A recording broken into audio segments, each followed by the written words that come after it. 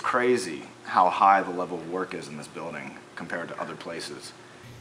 One thing that I really want to get into, and if I would love to hear your comments, are sort of that moment in high school where you began to identify as an artist or as an art student at Lansdowen High School, and really what happened. I mean, how did that happen, and where did it happen? When did it start? You know, and if you can kind of put yourself in that place, I'll give everybody a sort of a minute to kind of maybe think about it. The 9th grade, I messed up really bad. Then 10th grade, I remember the first time I actually ever performed was at the Art Cafe.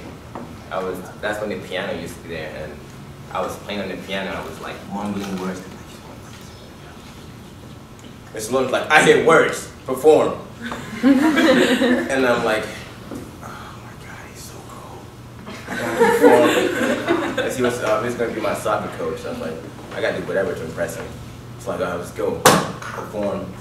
And since then, from art cafes, I started doing variety shows, and I started doing that. Then, from variety shows, then I started doing plays. From the plays, started doing morning announcements, and since then it's been going.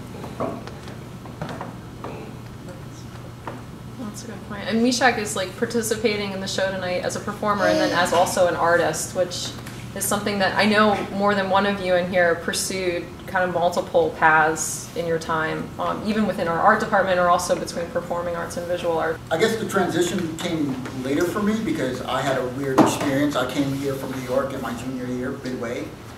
So it really changed in my senior year when I decided to just dive into everything in the high school aspect. And it worked out for the best. I was probably very known by a little bit of every group in the school where they're like, hey, that kid, I remember him. He's the weird guy who always wears the jean jacket. The cowboy hat. And the cowboy hat, yeah. But it was definitely during that time when I decided I got to try everything I want, and the art program really helped me with that, where it was the Gouger thing, the whole the Lansdowen Cafe, everything worked out pretty well for me, so I really enjoyed my time here, and that was definitely that point. That's great, thank you. But then in 10th grade, I took Llewellyn's Photo 1 class, and it was a lot of fun. And I met most of my friends because of that class.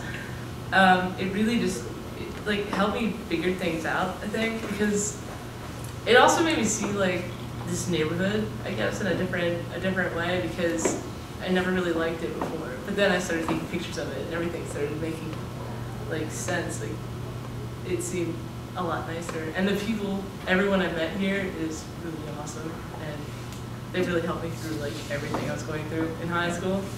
This was great.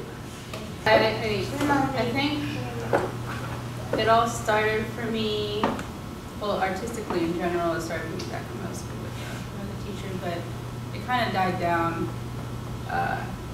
my first year here, and it wasn't until I took,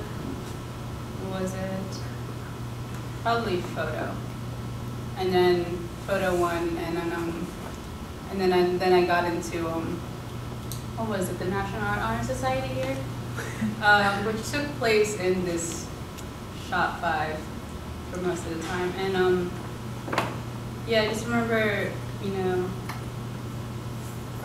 that being the thing that I love the most, just being here, being with my friends, doing what I love, and we all had that general like focus, like the art, you know, forget what everyone else said about it, forget, you know, any problems that everyone thinks you'll come across with it. Right, that's right here. But yeah, it was really fun, and then we started the cafe. That was great. I know my group of friends and I, you know, we would all get really involved. Did any of you become friends through the art classes that you took, or get to know each other through taking? Yeah. All of us. Is that right? So like you weren't friends ahead of time? Not really. I am currently pursuing my master's in art education.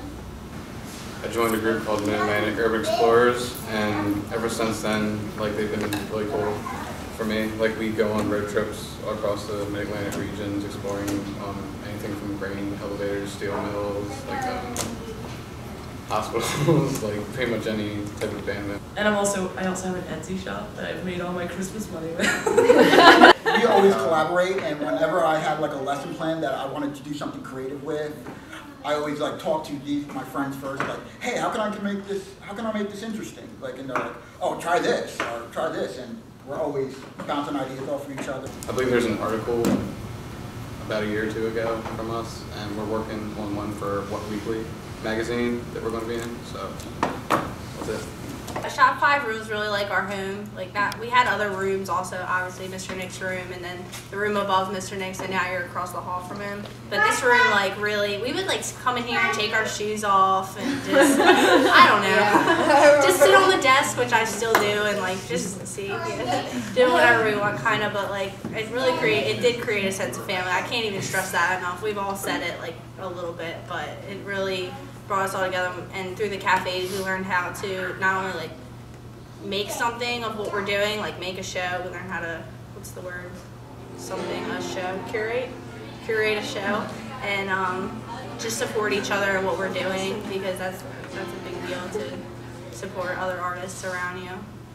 I'm at CCBC now, and I'm really close with, like, there's a whole art community of friends there too that I have with the ADIM department, the Arts Design and Interactive Media department, and I'm part of I'm in their club, the art club, the ADIM club, and I definitely, one of the things that I took from here and moved on to there were our visual journals, and I started a community one for the group that we're actually passing around still, and I have no idea where it is right now, but I know it's with one of my friends there, and the last time I saw it, we had just started this, past semester, and there had already been like a few good entries already.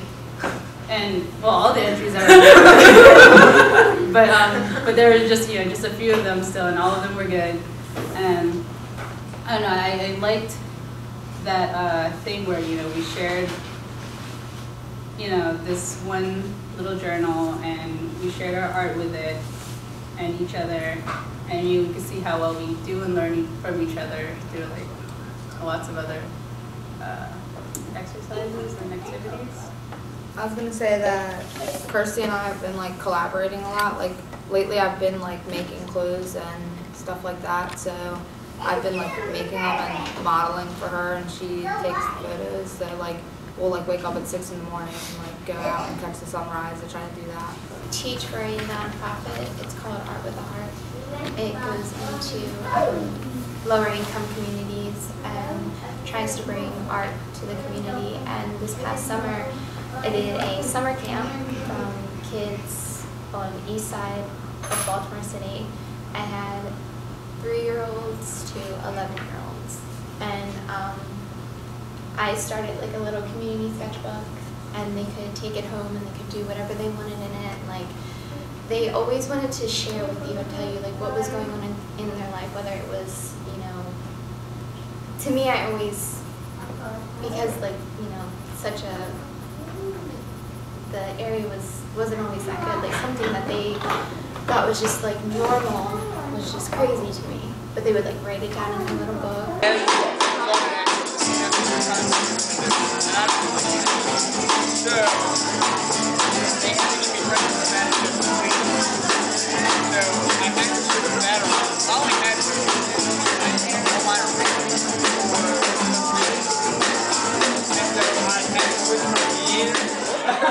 Sometimes the best of places goes away and is replaced by youth. Sometimes those best things come back. Thank you all for coming. For the memories and the laughs, thank you all for being you, for staying the same, for turning back my clock. Even though it's decaf and tomorrow you'll be gone, tonight I'm pretending it's caffeinated and you all are coming home. Thank you. So someone needs to say this on this tape, like the fact that there's already a ball rolling here, you can't stop that momentum. You've got to keep it going and keep it going. Everything else, like academically, will kind of crumble if you don't support the arts. Think about like the AP students that you guys sat with that took multiple AP tests. You know, I think about Sarah freaking out because she was taking like 10 or something, you know, and like all you guys were taking multiple AP exams and doing multiple things, and I would hope that like the art was the root or the anchor in that whole system, and like because you were here kicking butt in art, you were like, oh, I'll take the AP Psych test, sure, or I'll kick butt in science classes because that's what I like.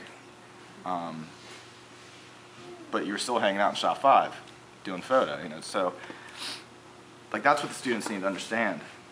It's just that there's this huge momentum at this school and such a great culture for art, like the aesthetic of the building, the culture, the kind of like the punk DIY culture of the neighborhood. Regardless of like how yo things get, there's still like this edge to it. Like it's just a really cool vibe in this school.